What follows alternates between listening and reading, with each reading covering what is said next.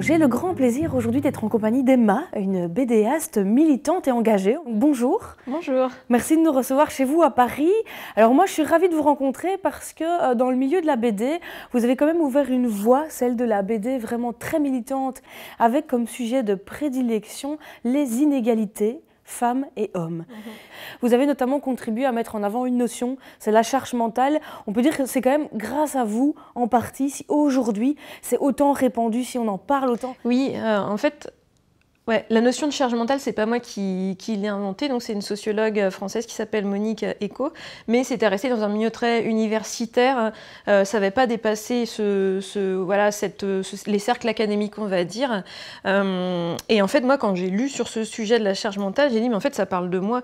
Le fait de devoir toujours planifier les tâches ménagères, de toujours réfléchir à ce qui devrait être fait, et d'être souvent la seule dans le couple hétérosexuel à le faire, ça parlait de moi. Mais ça parlait aussi de plein de copines qui me racontaient leurs trucs. Après, j'ai regardé sur les forums féminins. Et en fait, toutes les femmes, elles parlaient de ça. J'en ai marre de devoir toujours demander et de devoir toujours planifier, alors que mon conjoint, il arrive qu'au moment où il faut aider à exécuter les tâches. Je lis une théorie qui a été écrite par une femme que je connais pas et qui sait pas ce que je vis, et en fait, elle parle de moi. Et donc, je me dis forcément, si elle parle de moi et qu'on se connaît pas, ça parle de beaucoup de femmes qui vivent la même chose. Et du coup, c'est un problème de société et pas de comportement individuel. Et donc, dans votre nouveau tome ici, vous amenez une nouvelle notion, en fait, qui n'est pas très connue, qui est le sexisme bienveillant. Parce que si vous êtes attaché aux questions de genre et d'inégalité homme-femme, le sexisme bienveillant, c'est quand même quelque chose d'assez insidieux. Est-ce que je pourrais vous demander de peut-être expliquer ce que c'est déjà le sexisme bienveillant pour qu'on se rende compte à quel point c'est peut-être ancré dans notre quotidien ? En fait, le sexisme bienveillant, ça consiste à complimenter, encourager les femmes sur des critères qui sont en fait pas très importants dans la société. C'est insidieux parce que ça se cache sous la forme du compliment. Donc ça va être féliciter les femmes parce qu'elles sont de très bonnes mères, parce qu'elles font très bien le ménage, parce qu'elles sont élégantes, parce qu'elles sont douces, on va les encenser. Et c'est Proudhon qui disait que, par exemple, on n'allait pas donner le droit de vote aux femmes parce que ça les salirait, ça nuirait à leur charme, et qu'il fallait les placer sur un piédestal pour qu'elles n'aillent pas se mêler des affaires importantes. On peut dire que c'est une fausse politesse, parce que du coup, on cantonne aussi la femme dans un certain rôle. C'est ça que ça montre le sexisme bienveillant. C'est ça, et c'est ce que montrent les études d'ailleurs sur le sexisme bienveillant, c'est que en fait c'est un sexisme qui a deux facettes, c'est-à-dire il n'y a pas les hommes sexistes bienveillants et les hommes sexistes hostiles d'un autre côté. Les hommes qui pratiquent le sexisme bienveillant sont aussi ceux qui pratiquent le sexisme hostile quand les femmes veuillent justement descendre de leur piédestal. Alors là on va même pas les remettre sur ce piédestal, mais juste leur interdire l'entrée au vrai sujet de façon tout à fait hostile. Mais c'est fou de se dire que ça existe encore aujourd'hui. On a l'impression qu'il y a tellement un chemin qui a été fait que quand on parle là, moi je me dis, bah oui, ça fait écho à des situations de vécu, mais comment on en est encore là aujourd'hui? Alors que la lutte contre les inégalités hommes-femmes, ça fait quand même des années et des années qu'on en parle. Moi je pense que en fait, le sexisme qui était avant ancré dans les lois, on a l'impression qu'il a disparu parce qu'il n'est plus dans les lois, on a le droit de vote, on a accès à la contraception et à l'IVG de façon toujours un peu précaire, on va dire, mais on a l'impression que ça a disparu, et en fait ça n'a pas disparu, ça s'est transformé, et c'est ce que Bourdieu, je crois, appelait le corset invisible, c'est-à-dire que maintenant les injonctions faites aux femmes, qui les paralysent tout autant que les interdictions légales, il est dans les coutumes, on va dire, dans les micro-comportements des uns et des autres, et c'est un peu le morceau qu'on a attaqué, nous, notre génération, maintenant, c'est tout ce qui est invisible, tout ce qui est dans les comportements inconscients, les biais, et qui se vernit en fait aussi justement de bienveillance ou d'aspects qui pourraient paraître positifs, et du coup c'est un des travaux qu'on a en tant que féministe, c'est déjà de montrer que ces choses-là existent, alors qu'avant les lois, on n'avait pas à démontrer que les lois pénalisaient les femmes. Mais du coup, c'est un peu, si je vous entends bien, c'est comme si, en fait, on avait, avec les décennies qui viennent de passer, attaqué une petite partie du sexisme qui est la partie bien visible, mais que derrière, il y a comme un énorme iceberg encore en dessous de l'eau, auquel on doit s'attaquer, nous, aujourd'hui, et qui est pourtant bien plus ancré, bien plus profond, parce que un peu vu comme ordinaire, normal. C'est ça aujourd'hui? Moi, je dirais pas qu'on a entamé quelque chose, c'est un peu c'est pas très optimiste, mais je vois plutôt ça comme un ballon. Vous savez, si vous appuyez sur une partie du ballon, l'air il part là, mais il va dans autre chose. Et ben, le sexisme, c'est comme ça. En fait, ça s'adapte, ça se modifie. Et pourquoi en fait ça disparaît pas comme ça? C'est parce que le sexisme, il est étroitement lié à l'organisation économique de la société. C'est-à-dire qu'on a besoin aujourd'hui que les femmes, elles soient d'une façon ou d'une autre soumises aux hommes. Alors, ça reste statistique, hein, parce que si on prend un par un homme, une femme, ça va pas forcément être le cas. Mais on a besoin que les femmes fournissent un travail ménager gratuit, par exemple un travail émotionnel gratuit, pour servir de support aux hommes, pour qu'ils supportent eux-mêmes d'être exploités au travail. Donc c'est quand même une organisation plus large que l'organisation patriarcale. Et du coup, tant qu'on n'a pas détricoté tous ces aspects de la société, le sexisme, il va, comme une vigne vierge, quoi, il va trouver une autre façon de se propager. Ouais. Mais c'est impressionnant parce que du coup, on en vient à se dire que c'est des conditionnements complets en fait qu'on doit aujourd'hui déconstruire. C'est vraiment ça, on doit s'attaquer à ce que depuis notre plus tendre enfance, on nous dit, c'est il y a les filles, il y a les garçons. Oui, en fait, je pense qu'il faut s'attaquer à ces conditionnements, mais il faut aussi comprendre pourquoi ils sont mis en place de façon à s'attaquer aussi à la racine des conditionnements. C'est pour ça que moi, je dis que je suis radicale, pas parce que je suis forcément violente et que je vais sauter sur tout le monde, mais parce que je remonte à la racine des problèmes pour essayer de voir d'où ils viennent.